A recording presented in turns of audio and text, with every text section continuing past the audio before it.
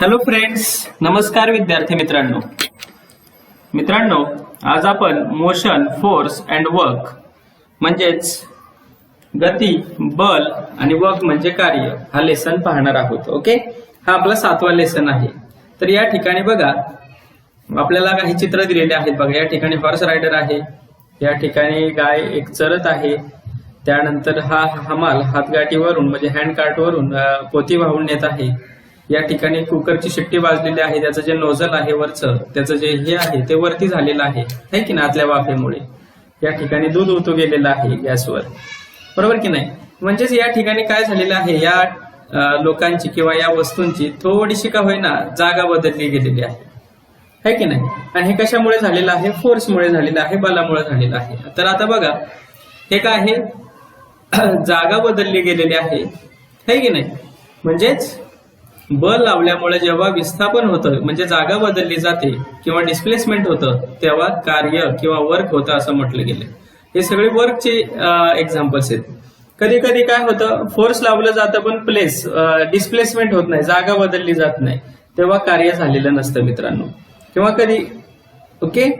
तर आता बघा, पुढे आपल्याला क्वेश्चन दिलाय, what is mean by motion, गती म्हणजे काय. तर displacement of an object from one place to another in a specific time is called the motion of that object. म्हणजे एखाद्या वस्तूचं विशिष्ट कालावधीमध्ये झालेलं विस्थापन म्हणजे त्याचं जे स्थानांतर आहे, जागा बदलली जाते विशिष्ट कालावधीमध्ये, त्यालाच आपण काय म्हणतो, मोशन म्हणजे गती असं म्हणतो. What causes a changes in motion, गतीमध्ये बदल कशामुळे होतो? तर गतीमध्ये बदल बलामुळे होतो. गतीमध्ये बदल कशामुळे होतो? Because of force. आता पुढे बघा, we have seen that a change occurs in the motion or the shape of a body when a force acts on it. म्हणजे वस्तूची गती केव्हा बदलते? त्याच्यावर जेव्हा बल लावलं जातं तेव्हा बदलते. किंवा वस्तूचा आकार, शेप केव्हा बदलतो? जेव्हा त्याच्यावर बल लावलं जातं तेव्हाच त्याचा आकार बदलत असतो. ओके. उदाहरणार्थ, तुमची आई चपाती करताना तो जो गोळा आहे पिठाचा तो गोल असतो, नंतर ते काय होतं, लाटण्याने लाटल्यावर त्याच्यावर फोर्स लावलं जातं तेव्हा त्याचा शेप चेंज होतो. Now let us see how work is done when a force act. म्हणजे जेव्हा बल लावलं जातं तेव्हा कार्य कसं घडून येतं ते आपण आता पाहूया. पण त्यापूर्वी मित्रांनो आपल्याला 2 कन्सेप्ट पाहायचे आहेत. पहिले आहे डिस्टन्स आणि दुसरी आहे डिस्प्लेसमेंट. तर डिस्टन्स म्हणजे काय बघा, the length of the route actually travels by a moving body irrespective of the direction is called distance and distance is a scalar quantity.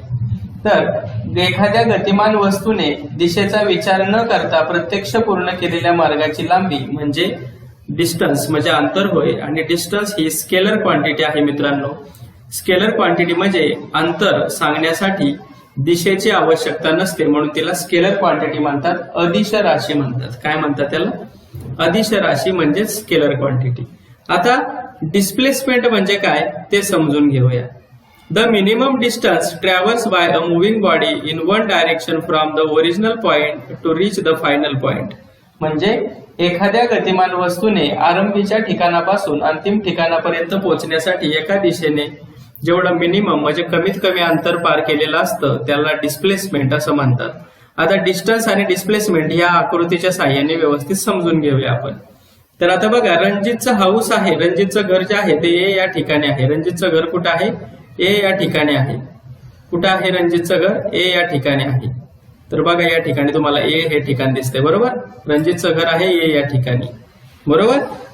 The figure alongside show the distance travels by Ranjit to reach his school at point D. आणि त्याची शाळा कुठे? बघा, point D जवळ रणजितची शाळा आहे. त्याचं घर आहे ए या ठिकाणी, रणजितची शाळा आहे डी या ठिकाणी. आता बघा, if we do not take direction into account म्हणजे जर आपण दिशा लक्षात घेतली नाही, we find that Ranjit travels by a distance equal to A B plus B C plus C D. तर रणजितने दिशेचा विचार न करता जर अंतर कापायला सुरुवात केली तर तो ए पासून बी पर्यंत येणार आहे, पुन्हा बी पासून सी पर्यंत येणार आहे आणि सी पासून डी पर्यंत येणार आहे. म्हणजे हे अंतर किती होणार आहे? A B plus B C plus C D. त्याने कापलेलं प्रत्यक्ष जे अंतर आहे त्याला म्हणायचं डिस्टन्स. ओके. म्हणजे A B plus B C plus C D हे काय आहे? डिस्टन्स आहे, बरोबर की नाही. आता ए पासून डी पर्यंतचा ह्या जो शॉर्टकट आहे हे जे कमीत कमी अंतर आहे बघा, हे दाखवलेलं आहे 1000 मीटर. कमीत कमी मिनिमम प्रत्यक्ष जे अंतर आहे ए पासून डी या दिशेपर्यंत, तर हे एडी हे काय आहे, डिस्प्लेसमेंट आहे. एडी काय आहे मित्रांनो, तर एडी हे डिस्प्लेसमेंट आहे. एडी काय आहे, डिस्प्लेसमेंट आहे, लक्षात घ्या. जो शॉर्टकट आहे जे मिनिमम डिस्टन्स आहे त्याला म्हणायचं डिस्प्लेसमेंट, आणि जे प्रत्यक्ष अंतर आहे त्याला म्हणायचं distance. AB plus BC plus CD हे काय आहे, डिस्टन्स आहे, आणि AD हे काय आहे, डिस्प्लेसमेंट आहे. ओके, तर समजलं तुम्हाला. आता बघा, in displacement both distance and direction are taken into account, therefore displacement is a vector quantity. बघा, डिस्प्लेसमेंट दाखवण्यासाठी डायरेक्शनची सुद्धा गरज असते, म्हणून त्याला काय म्हणायचं, वेक्टर क्वांटिटी. ओके, आणि डिस्टन्स दाखवताना डायरेक्शनची गरज नसते, म्हणून त्याला म्हणायचं स्केलर क्वांटिटी.